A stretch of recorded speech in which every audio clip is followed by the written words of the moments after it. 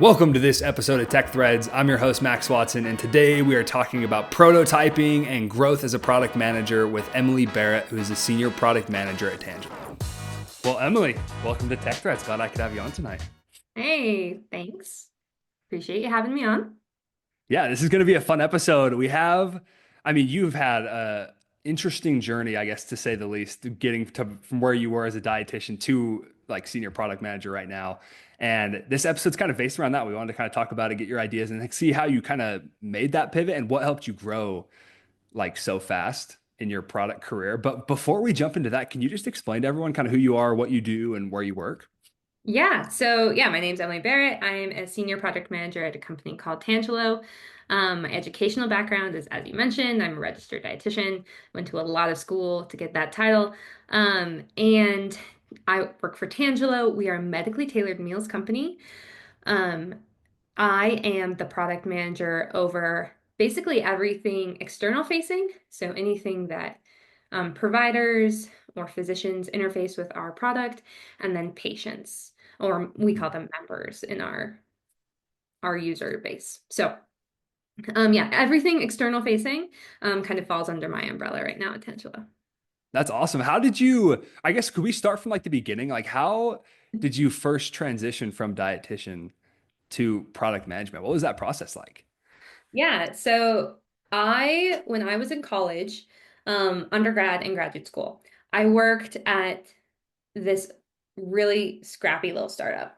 Um, it was super tiny. And it was just a college job.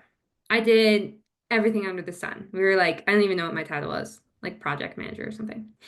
And um, we did, I did UX and UI design because I was the most artistic person in the room. I talked to engineers and over Jira and but like didn't really think much of it. Like it was just this kind of college job and it was very ambiguous. We never really launched anything, it was it was just kind of like felt like a nothing burger at the time. And when I was leaving, my boss was like, "Why are you going to be a dietitian? Like, why are you going to school to be a dietitian? You should stay in tech and like make way more money and have such a big impact." And I was like, "Yeah, whatever. Like, I've been doing this for 5 years. I have one more year left of school. Like, there's no way I'm being a dietitian. This is like my dream. I'm gonna go do it." So uh, flash forward to I'm working as a dietitian for a couple of years. I kind of landed like what's kind of like a dream job for a dietitian. I was working outpatient, which is really chill. I was working in pediatrics, really making an impact in people's lives. It was really Mhm. cool. Really loved the clinic and the people I was working with. But one day I looked around and I was like, wait, if I am like best case scenario for my clinic, I am here for like the next 40 years doing this exact same thing. Like nothing changes. And that's great for everybody, except for maybe a little bit claustrophobic for me. So I started thinking about like, what do I actually enjoy doing? Like what what sorts of types of work do I enjoy? So around that time, I took a consulting position for another really tiny startup that was building a new product, and I was like the subject matter expert. So, consultant on this project. Um, it was very kind of like nutritional science based. So, it was like reading a lot of research, stuff I was very comfortable with, had a lot of education with. But as kind of time grew, and I realized I really enjoyed this work. Like, working with patients is really rewarding, but it's also kind of exhausting if you're like Mhm. I'm like very much a mix of introverted and extroverted. So it was just really like very exhausting for me. And I realized I like solving problems with computers, right? It's really fun. I loved making like these really complicated spreadsheets that like aggregated all my data and spit out, calculations and stuff. And so I started kind of gravitating towards like, how can I do more of this thing? Like solving these complex problems with the knowledge that I have. And so at that, where I was consulting, I actually ended up going full time, still in that kind of SME subject matter expert role. Mhm. But there was a really great product manager there. And I just kind of watched him, asked him about his job, and started thinking like, oh, maybe that's the job I want to do. And so I started trying to take on more. of the product role in that position because I was already kind of straddling that line. I took a course, so I could start to kind of speak the language. And then yeah, just was really open about like what I wanted to do. And that product manager there, he was really encouraging. He was like, "You're good at this, you should keep going." And I feel like that was a really, I'm really grateful to him for that signal of like, you should do this. Like you're doing a great job, you're understanding it, keep going. So that company was like pre-seed startup. And it became obvious that like that wasn't like probably a good long-term fit. Like who knew if it was going to go anywhere? I don't think it has since. So at that point, it'd been like 5 or 6 years since I had worked at that first job. And I was like, I need to get out of this company, this tiny company where I'm like this in-between sort of consultant, but like totally taking on product management role. Um, what am I going to do? I want to do this product management thing. So I actually went back to that tiny little company that I had started at. They had grown. And I saw that they had a product manager position open. And I was like, hey, you know me. Um, I want to do product management now. And would you be willing to like take a chance on me? And because they had liked my previous work that I had done when I didn't know anything that I was doing, and nobody really did, um, they were willing to kind of take that chance on me and hire me as a product manager officially. Um, so that was my first like I got hired as a product manager to work as a product manager. I knew I needed to like launch some stuff, right? Hmm. So that company gave me that opportunity. And then when my current company came along, Tangelo, I we'd actually vetted one of their products called Diet ID for a project that we Hmm. were working on at the company I was at. And I was really impressed with their tech. I was really impressed with the intellectual property because it we were vetting a diet assessment and like a Mm. digital diet assessment. And I won't get on that soapbox, but it's very cool tech. And I saw that they had a job opening, and I was like, oh my gosh, this job was meant for me. Like, there are just not that many places where my deep nutritional background and my product management experience fit so hand in hand. So I like, yeah, I pulled all the strings I possibly could. I messaged everybody on LinkedIn. I like set up calls with the people who I had talked to when we were vetting them as a vendor to be like, hey, give me the lowdown. I see this position. I'm interested in it. And yeah, I feel super lucky that I got the job. Shout out to Utah Product Guild for also helping me review my case study because I like wrote the case study and was like, I want someone else to take, another look at it. And people were super helpful and open with their feedback. But yeah, so I got the role and have been able to grow there, and it's been really a really rewarding place to be. And I think yeah, it's been a crazy journey, but I think if there's anything that's like a little bit more, what's the word I'm looking for?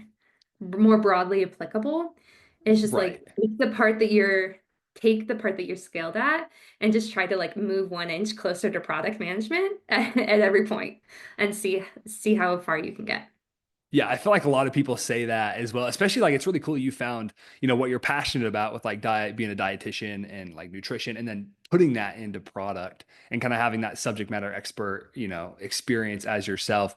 What did you, I mean, like I'm sure it was difficult to come in from like a dietitian standpoint because I played college basketball, and so I knew a lot of dietitians, and I know Yeah. it's very different than product management. Like, what Yeah. did you do in that time frame to like kickstart your product management, Yeah. skills? Yeah. I ran college cross country and track, so that's Oh, cool. so yeah, Uh, you're in the same boat. You do, yeah. Yeah, yeah.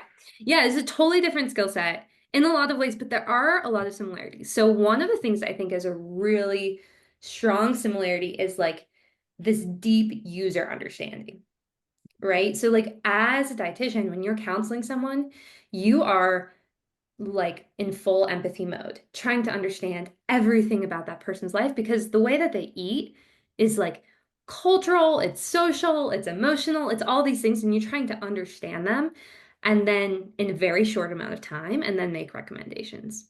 So I felt like that deep user knowledge and that, like, I think I'm pretty good at user interviews because I've done a lot of user interviews. We just call them nutritional counseling or medical nutrition therapy.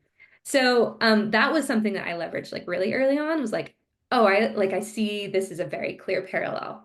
So I use that a lot. Another thing I did was I took um, uh, it was called Advancing. It's from Advancing Women in Product, and it was product management in real life. And that was a really helpful course. It's pretty short, just to like help me speak the language and start to Hmm. like think and sort of like modern product practices. Um, and I think beyond that, I am a really scrappy learner. I love to learn. I love to try new things. I love to like deep dive and really try to figure out the inner workings of stuff. And um, I think product management is this really weird role where like I'm not the first person to say this, but like you're responsible for the failure, but everyone's success is the success. So if there's a Hmm. failure point in your or a blocker in something that you're trying to do, like it doesn't really matter if it's your job description, you need to figure out what that problem is. So I've had situations where like we're missing a piece of data. And so I'm just like, hey, I understand how this calculation is done. I'm going to write the Python code to get us this piece of data that we need to put in the product. And so I think that like scrappiness has been really valuable to just like, hey, I don't know. We're just gonna figure it out. I can figure it out. I'm sure I can.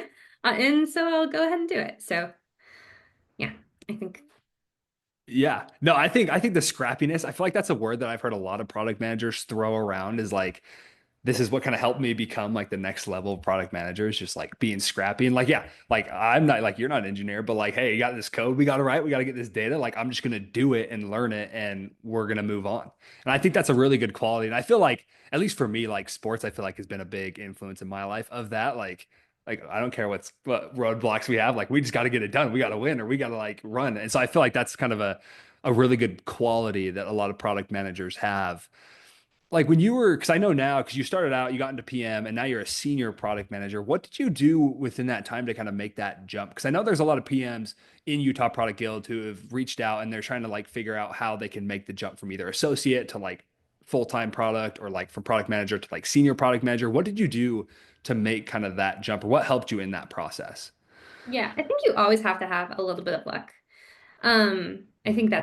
that's a reality. But I am a big fan of the magic loop concept because I think I've seen it work in my own life and in others as well, which is where you do your job well. And then you go to your manager or someone, like in my case, it wasn't even necessarily my manager, but like someone, a higher up product manager in the same company, right? So I wasn't like directly reporting to him, but to come and say, hey, like, how can I help you do your job? Like, what can I take off your plate? Like, I want to be more involved in this. Like nobody's gonna say no to that. They really aren't. I also like made my intentions very clear. So I told my boss, I like within like the first maybe 2 or 3 months, I was like, hey, once I had felt like I like kind of gotten my feet under me, I was like, hey, what do you want me to work on? Like, what can I be better at? And just asked really explicitly. And one thing she did, which next time if I don't get asked this question, I'll just lead with it, is she was like, well, what's your goal? Like, do you want to be like a CEO one day? Do you want to be like, what do you want to do? And I was like, I mean, I think one day being a CPO would be pretty cool. She's like, okay, I'll think about it. And she came back to me with some really good feedback. And that I was able to like implement. And so she was able to see, okay, this girl is hungry. She's like taking feedback. When I tell her, hey, could you work on this? Like she does it immediately. I think that really showed that like I was a team player, I was eager, I was hungry. And as I was taking on more responsibilities, like without pay for a while, right? Like I took on more responsibility without pay for a good while, but it was like rewarded. And it's just like you sometimes you have to wait for that reward. And Mhm. now as I've like kind of adjusted to my senior role, I'm starting to think more about like, okay, what's my next step here? Like I'm really happy where I'm at. I'm not like trying to get out of this role into my next jump or something. I think that would be a little bit crazy. But just like, what's the next step that I can take to make my boss's life easier? That's also a skill that I want to learn. Um, and I think for me, some of that is actually the people management. Like, I need to be better at learning how to manage large teams of engineers because it is a whole different ballgame when you've got a lot of different opinions with a large team. So yeah, I think that magic loop concept is really pretty magical. Yeah, no, I feel like that whole idea of like requesting feedback, being like the one who initiates those conversations and really setting your intentions, I feel like is something a lot of people kind of shy away from in a way. They're kind of just like waiting for things to fall into place. But I think your approach to that of just like going and grabbing it and being very clear about what you want is like super beneficial, especially for those who have like been in product for a while and feel like they're not making those jumps. I feel like a lot of times maybe them even just voicing it, being like, hey, I want to make those jumps. I want to take on that more responsibility. That can be like a huge deal. As you now as like a senior product manager, obviously working with other product managers, how have you like helped them to kind of achieve their goals? Or do you have any advice for senior PMs out there on how they can like help their teams of PMs achieve more, kind of like you did when you were like hungry and wanting to grow? I think finding ways that you can stand out a little bit can be really helpful. So one thing that I'm really good at is like I have more data skills than probably your average PM. Mm, And that's just because I spent some time trying to learn those. And that has put me in positions where I get in front of leadership more often, and am able to present more often or get asked for specific projects. And so I think like finding something that you're good at or something that you want to learn to be good at and focusing on that and kind of not so much specializing it in it, but having it be like kind of this bonus that someone's like, oh, like maybe you're super good at user interviews, but like, hey, this is something I want to get better at. I'm going to practice. And then like really socializing that, like the kind of the results or the fruits of your labors mm, so that you get in front of, like, it's going to be about visibility, right? Like at the end of the hmm. day, people aren't going to promote somebody who they've never talked to. And so like having a little bit of visibility and not being afraid to show your expertise, I think can go a long way. Yeah, I know this might be like kind of hard because I feel like the visibility is like so crucial. And I feel like you might not have a great answer for this, but like, do you have any advice on how people can be more visible in the workplace or like bring up more opportunities to work on like higher visibility projects or anything like that? Yeah, over communicate all the time, right? Mm, So like send looms with your face on them. Um, be the person who synthesizes data and takes notes and is like on top of things. Be willing to demo, be really good at demoing. Because as people see you in those opportunities and they're like, oh, they're pretty good at demoing this, then the next time they need to demo something like a new product, maybe your sales team member just pulls you in to demo it, which is great experience because you get that feedback from the potential customer and you gain that visibility. And then your sales team leader who's closing more deals talks to their VP and says, yeah, like I've been pulling this product manager in to do some demos on like high value clients and it's been really great. So I think just like you actually have to put your face out there. So mhm. blooms, demos, putting videos in your release notes, all those fun things. Yeah, just purposely putting yourself out there, being conscientious about doing it. Do you have anything as like you progressed in your career that you wish you would have started doing sooner now that you like have more experience as a PM? Is there anything you were like, oh, I wish back when I started, I like did this from day one and it would have like really helped? Yeah, I wish I would have been um better at I do think like user interviews, sometimes it's hard to actually talk to the user. I've most of the places that I've been, like because I've been in a lot of small startups, there wasn't actually a mechanism like structurally to talk to the user. And it took me a long time to figure out that like I just need to email them. Like I just need to look at our user list and just email them and just not ask permission. I just need to go talk to them. And I wish I would have done that way earlier because I waited a long time, like, hey, can I do this? Or like, should I do this? Because nobody else is doing it. Just go, like, it doesn't have to be hard. You have your user list. Just go pull 20, send them an email and say, hey, want to talk? And people are so much more generous when they're with their time when you're asking them about their opinions, as is evidenced by the fact that I'm here right now. Um, people love to talk about their thoughts and their opinions. And it's really valuable for you too. Yeah, I think, I mean, there's so much to be said. I feel like with product managers, I feel like it's kind of that job too that's just like there's no rules to it. Like people think there's like kind of maybe rules, but like there's really no rules. And the people who are like super successful, like you said, like you just like were why don't people do this? I'm just gonna do it. And then you find this whole new like font of like value and information that you can pull from. I think that's a lot of PMs out there. I feel like that's also another like big theme that they throw around is just like breaking the rules almost. And then like Yeah, seeing what like happens and like figure it out. you should, it's definitely like sometimes you just need to ask forgiveness rather than permission. I think right now, like a really good example of this is AI prototyping. I mean, you can build front ends like so fast. And Mhm.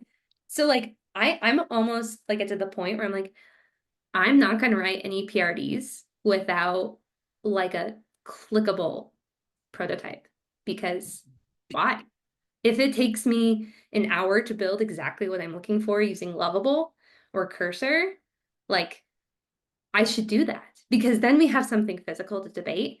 And like, yeah, maybe like people are going to be like, wait, why did you build this whole front end? Like, we don't want to use that code, or like, who do you think you are? Like putting code into our GitHub or whatever. Um, which I have done recently and made me a little bit nervous. But like if it provides value and it helps us move faster, like, and we're able to have better debates, like, why not? Like, it's just like Yeah. the concept of testing lots of ideas. Um, like it just, I think I made it really complicated, but really it's just like, it's a lot of prototyping and you can just, it's just do it. Like, don't just Yeah. like, should I do it or how should I do it? Just like pick up a tool and give it a go.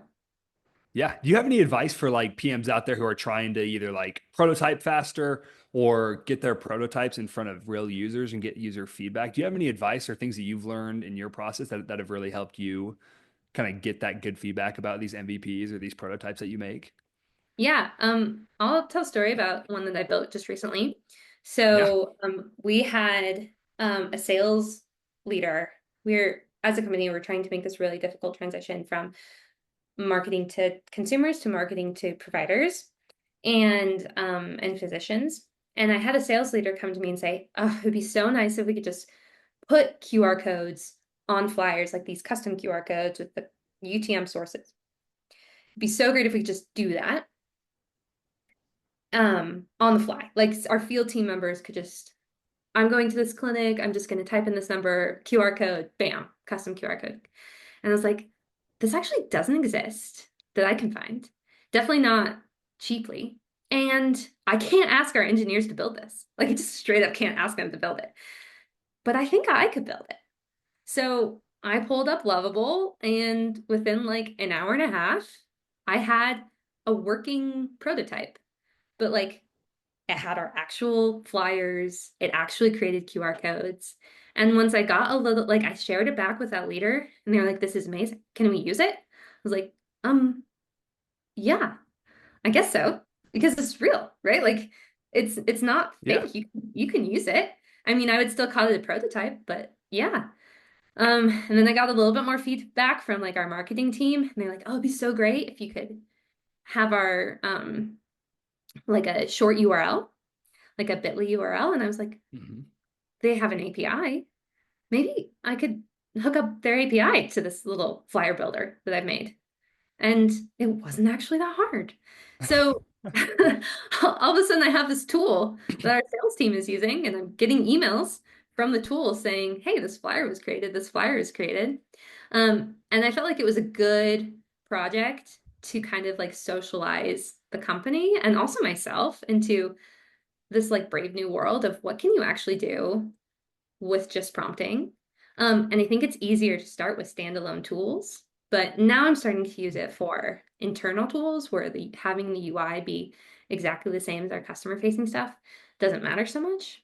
Um, and just people get really excited about stuff that they can click, stuff that there's logic that like it's way easier to get people excited. So I usually just send a couple of like my key stakeholders this, usually as a Loom, say, hey, this is me clicking through this. Here's the link to the actual prototype. Let me know what you think. Get a little bit of signal from them and then bring it up in our larger meetings and say, hey, here's this prototype. What do you guys think? And kind of use that to move the needle. It's just so much easier to have a debate over a prototype than it is over a document.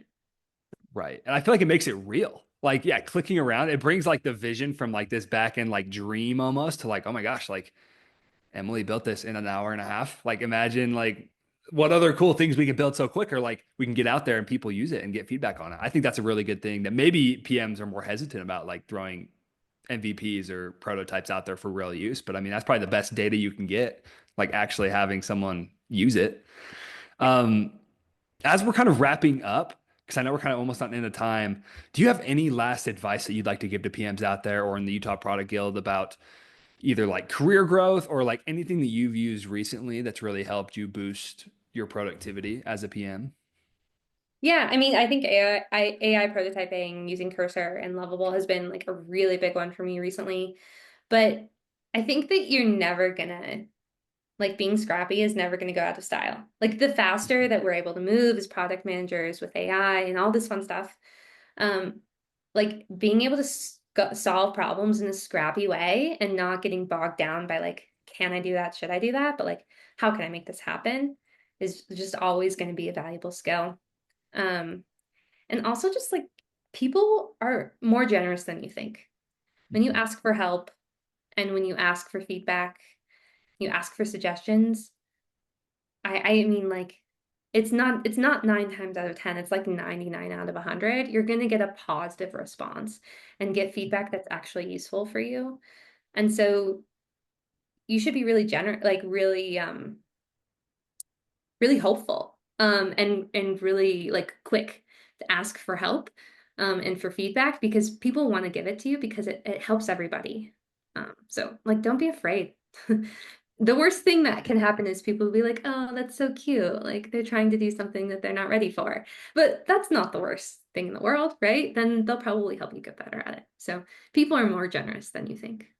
Yeah. And I feel like there's so been so many things that you probably could have recapped right there that we've talked about tonight. So I'm really glad you brought up a lot of these subjects. I know the UPG community will find a ton of value in this, especially PMs who are like more senior, more junior, getting into PM. I feel like there's something for everybody in this episode. But Emily, I just wanted to thank you again one more time for coming on and sharing your advice.